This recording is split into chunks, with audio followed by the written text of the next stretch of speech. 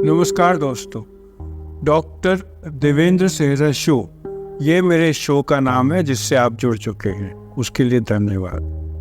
दोस्तों, आज हमारे गुफ्तगू का टॉपिक है क्लस्टर हेडेक।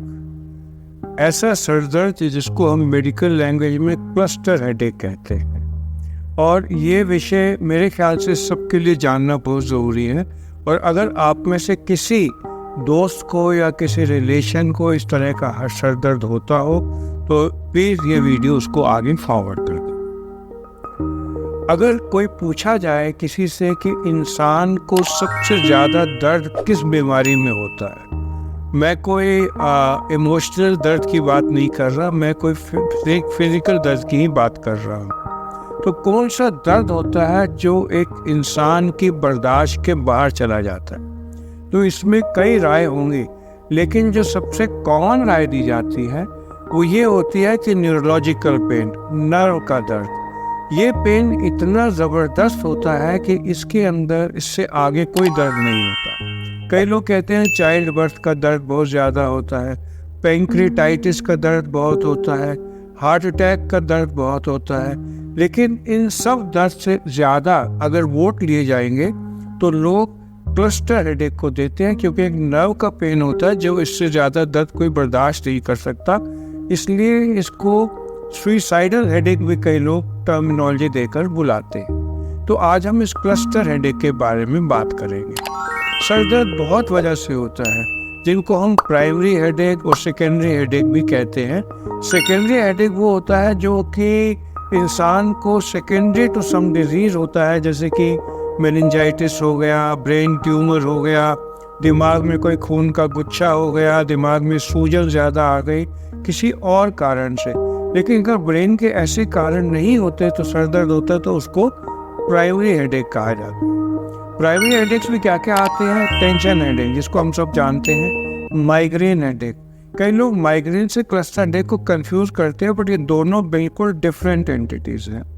माइग्रेन हेडेक में क्या होता है? दर्द ज़्यादातर सर के एक तरफ होता है, एक ऑरा सा आता है, मरीज को पहले पता लगता है और मरीज आंखों पे पट्टी या सर पे पट्टी बांधकर सो जाता है, और जब जागता है तो आराम आता है। ये भी बड़ा इनकैपेसिटेटिंग होता है, जिसके बारे में हम फिर कभी बात करेंगे। एक टेंशन हेडेक होता है जिसमें सिर में इस तरीके से पूरा सर जकड़ा सा जाता है, जो टेंशन से कहते होता है। लेकिन क्लस्टर हेडेक इस सब हेडेक से अलग होता है। अगर आप क्लस्टर को अनुवाद करके हिंदी में या किसी में देखोगे तो इसका मतलब होता है झुंड। ऐसा दर्द जो झुंड में आए और मरीज को ऑलमोस्ट ऐसा कर दे कि वो सुसाइड का विचार करने लगे। आपने YouTube पे वीडियो देखी होंगी कि हाथी जैसा विशाल जानवर जब उसको मारना होता है या उसको किल करने के लिए एनिमल अटैक करते हैं तो शेर अकेला नहीं करता, झुंड में करते हैं, ताकि उसको कहीं का नहीं छोड़ते। और ये हेडेक भी इसी तरीके से किसी भी पेशेंट को होता है तो ये झुंड में आता है। इसका मतलब क्या कि सडनली आएगा, विद इन 10-15 मिनट में आएगा, और दिन में 4 से 5 बार, 3 बार से लेके 8 बार तक आएगा, और हर बार पेन जो है 15 मिनट से 3 घंटे तक रह सकता है।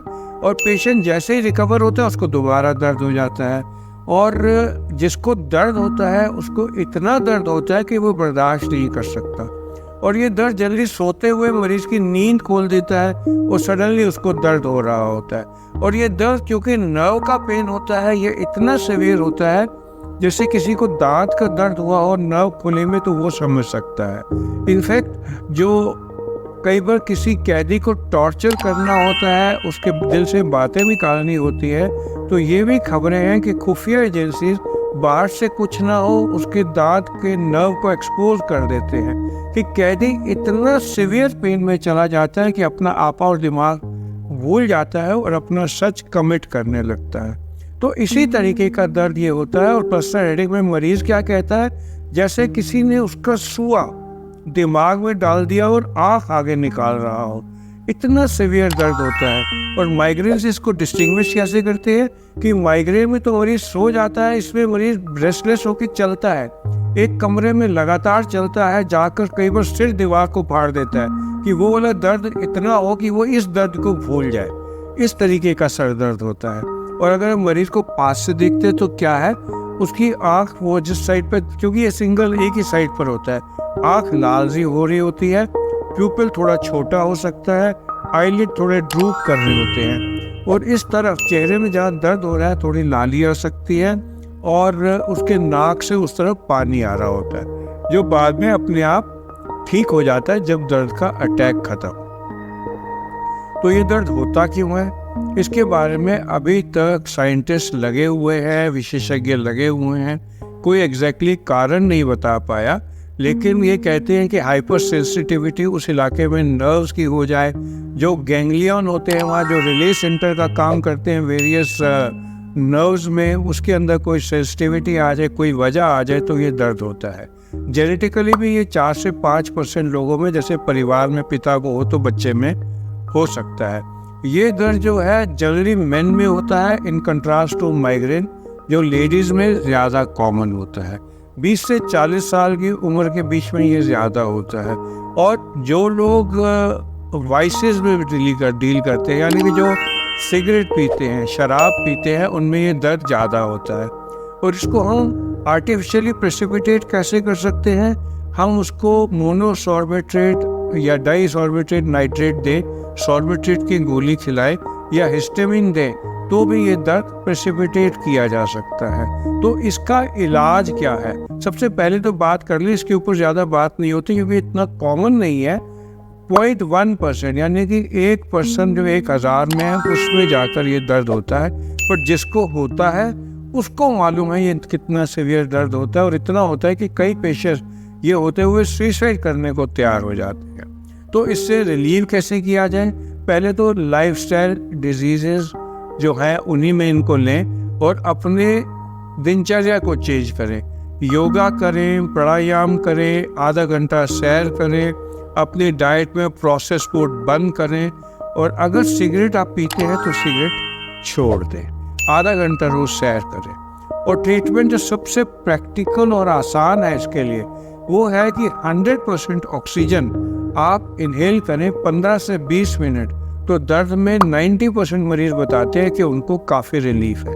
यानी कि आप अपना पोर्टेबल ऑक्सीजन सिलेंडर अपने पास रखें, और जब पेन हो रहा है तो 100% ऑक्सीजन आप इनहेल कर लें। ये मैं बोल दूँ कि कार्बन डाइऑक्साइड बहुत ज़रूरी होती है COPD पेशेंट्स के लिए जो अस्थमा के होते हैं, उनको प्योर ऑक्सीजन देंगे तो ऐसे ना हो कि उनकी कार्बन डाइऑक्साइड ड्राइव खत्म हो जाए और सांस रुक जाए।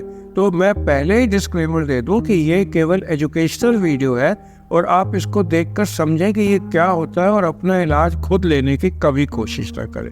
फिर सुमिट्रिप्टान वगैरह दवाइयाँ ग्रुप की आती हैं जो कि ब्लड वेसल को कर्षित करके पेन में रिलीव करती हैं, बट ये दवाइयाँ भी सेफ इतनी नहीं होती, क्योंकि ये दवाइयाँ एक एज के बाद यानी कि 50+ के बाद एंजाइना पे प्रेसिपिटेट कर सकती हैं। तो केवल मेडिकल गाइडेंस में ये दवा लेनी चाहिए। और जब हमारे पास इस तरीके के इलाज क्लियर नहीं होते तो हम क्या करते हैं, हम जो गैंग्लियन होता है उसको ब्लॉक करने के लिए भी दवाई देते हैं, नर्व स्टिमुलेटर देते हैं जिससे कि पेन ना हो, वेगस नर्व स्टिमुलेटर देते हैं। और आजकल इम्यूनोथेरेपी भी आई है, एंटीबॉडीज टू जो ये बीमारी करती है, CGRP जो एक एंजाइम है जो बनता है, उसके अगेंस्ट एंटीबॉडीज अगर हम पेशेंट को दें तो भी इस पेन में रिलीफ होता है। तो मैंने सोचा कि मैं आपको इस हेडेक के बारे में, जिसको क्लस्टर हेडेक कहते हैं, जो दुनिया में सर दर्द होने वालों में सबसे भयंकर सर दर्द होता है, उसके बारे में थोड़ी नॉलेज दे दूं, जिससे कि सब लोगों में इन ग्रोथ तो हो। तो आप सबका मेरे साथ जुड़ने के लिए धन्यवाद। अगर आपको मेरे इस तरह के वीडियो पसंद आते हैं तो मेरे चैनल को सब्सक्राइब कर दीजिए और लाइक माइंडेड पीपल में शेयर कर दीजिए। Thank you sir.